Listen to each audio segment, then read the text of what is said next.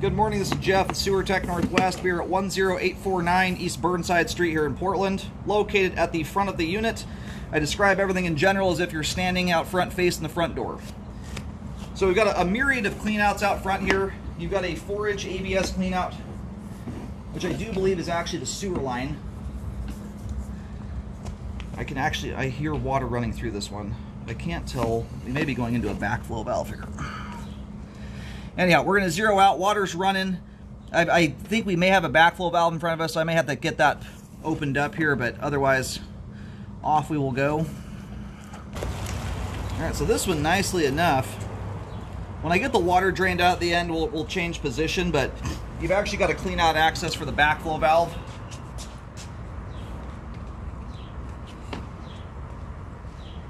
So we started out here into a 4-inch ABS cleanout, and then about a foot in front of that is a 6-inch ABS cleanout, which has a backflow valve underneath it.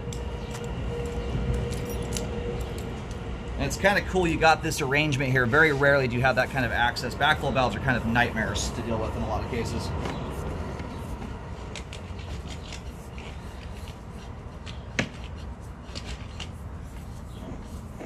And you get these generally when a house sits below grade. In this case, we're down below East Burnside, so that's done to help prevent, especially if a main lateral ever backs up, prevents that from getting back into the home, in theory anyway.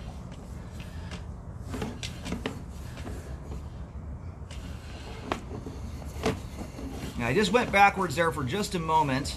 Part of the reason I did that, there is some substance at the base of the cleanout that almost looked like dirt or something like that.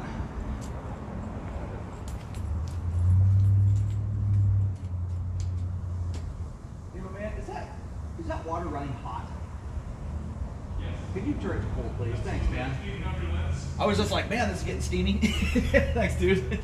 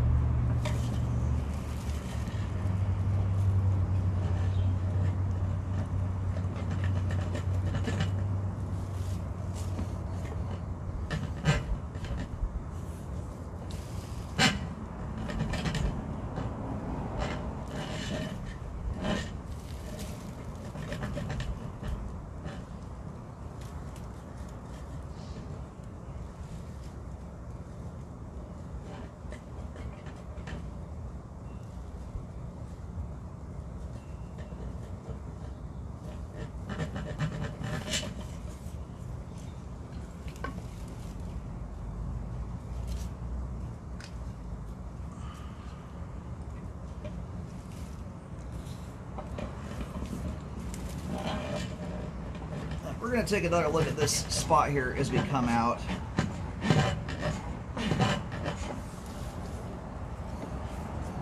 Once we get the line drained out, I'll get a better view of the backflow. It's a nice thing they put an access like this in. So this right here is where the lines become shared. Actually, I scoped these a long time ago, right when they were being built, if I recall. I remember thinking that usually it's nowhere near this easy to get in front of a backflow valve. You often have to dig something up that's 3 feet deep, reach all the way down in there and undo a cap. It's nice this has this kind of access point. It's an unusually rare thing to have. So right here we pick up another tie-in for another unit. So when you have a shared line like this, generally speaking, and it's worth checking with the HOA, but just finding out how they divvy up responsibility. At this point now, we've gone past multiple different tie-ins.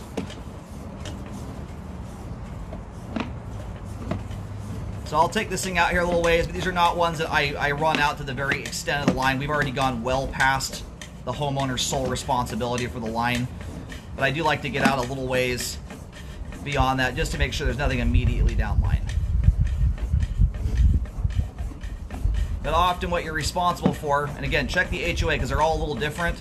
Usually you end up being responsible for the pipe that's within the footprint of your home or the pipe that solely services your unit. And then once you're in a shared part of the line, that undoubtedly ends up falling into some kind of shared responsibility or HOA responsibility type setup. Now we'll get out here another few feet, and then we'll call it a day. All right, and the line's looking very clean right here. No buildup, nothing that indicates any flow issues ahead. And again, we're about 75 feet past your sole line at this point. All right, we're gonna start reeling back in here. So still a little bit of water running through the line here. The stuff I'm most concerned about is the stuff within your responsibility. Checking that out.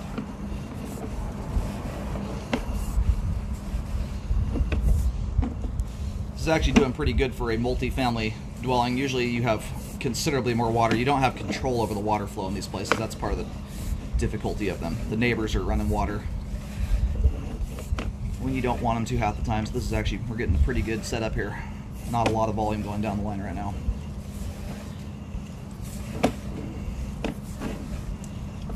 Anyway, I would just check with the HOA so you understand how responsibilities are divvied up in the event there is some kind of blockage that occurs, you know, something of that nature, and how that's dealt with. The HOA may have that all written in it. I'm not sure.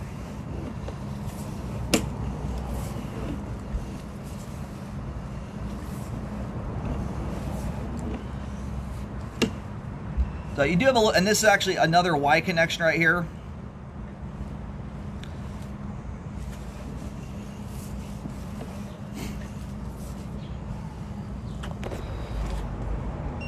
I just did a quick little locate there just to get an idea of the route the line takes. So the line moves from left to right. Once you get lined up with about the front right corner of the neighbor to the right of you, that's where the line starts to do its turn, where it hits that Y, and then it starts to head up towards Burnside. So there was a little bit of standing water in the Y connection. I look for big major stuff on shared lines like this. That kind of standing water is not the kind of stuff I'd ever recommend to fix on. It's a very clean line. It's not an area where you'd ever foresee having problems, not unless the line was being very heavily abused. So on that right there is the first shared spot, just 3 feet in.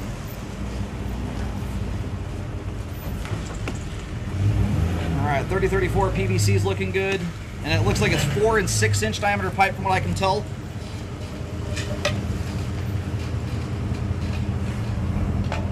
It almost looks like someone may have put like grout down the line. It's hard to tell what this junk is.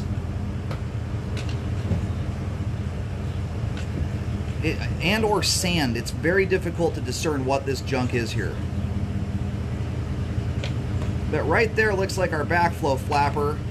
You don't want any of that stuff in the line. I am going to recommend the line be cleaned out. That stuff has a very funky appearance to it. It very much looks like grout, sand, dirt, something like that, which hopefully came down the line somehow from inside the home. That happens sometimes when homes get remodeled. The contractor will put stuff down the sink.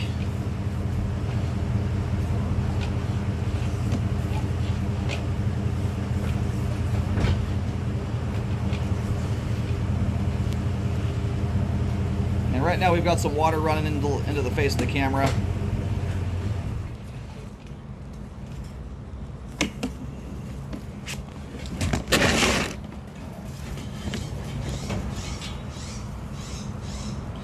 At this rate, we are back inside the home here by a bit.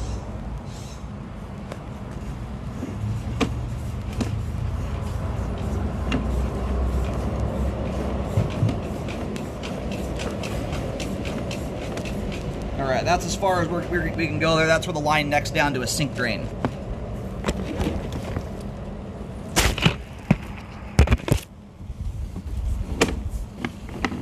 There is some more main line that comes off the side of that, but the camera can't navigate up it. It'll go straight into the 2-inch or 1.5-inch drain there.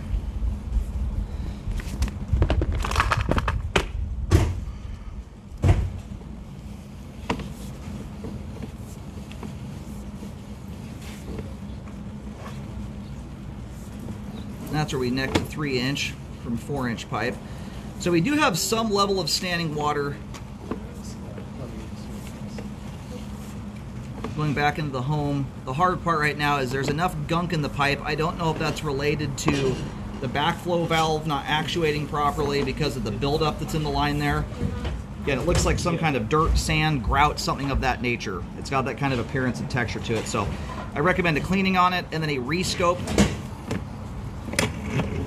to further assess that and see what's going on. Right now with the gunk in the pipe, it's hard to get a clear look at that part of the line. About the first 5 feet or so going backwards, we've got standing water, but keep in mind too, that's also just on the other side, that's a backflow valve.